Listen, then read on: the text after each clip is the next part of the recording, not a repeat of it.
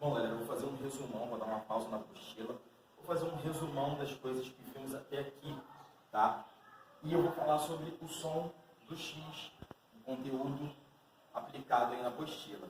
Para eu falar do som do X, eu vou falar um pouquinho sobre fonema, tá? Que é a unidade sonora, a menor unidade sonora, que é representada por sinais gráficos, letras, tá? Cada letra, ela representa um som, ok? Às vezes, no caso do X, o X vai apresentar dois sons diferentes, tá? Por isso, nem sempre a quantidade de letras de uma palavra é a mesma quantidade de fonemas, tá? Por exemplo, aqui, acesso. O acesso tem 1, 2, 3, 4, 5, 6 letras. Porém, só 5 fonemas, tá? Porque já tem um S, tá? Esses dois S representam um único som. Então, acesso vai ter 6 letras e 5 fonemas, tá? Indo para o X ele tem o som de CH, ele tem o som de S, tem o som de Z e tem o som de CS, tá? Por exemplo, uma palavra que o X tenha um som de CH. Aqui, vai ser xícara, tá? Xícara, o X tem som de CH, tá? E o X, uma palavra que tenha som de S, pode ser explorar.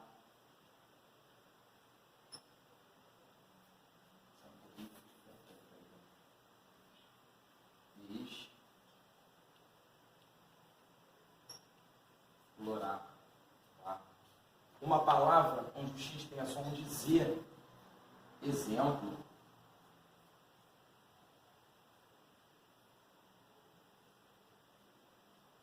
Uma palavra onde o X tenha o som de CS pode ser flexão, pode ser táxi, ok? Assim como eu usei o exemplo da palavra acesso para comparar a quantidade de letras e quantidade de fonemas, flexão e táxi, eles têm um número diferente de letras, tá? E um número diferente de fonemas. Por exemplo, flexão tem 1, 2, 3, 4, 5, 6 letras, tá? Mais o X, vou escrever aqui em cima.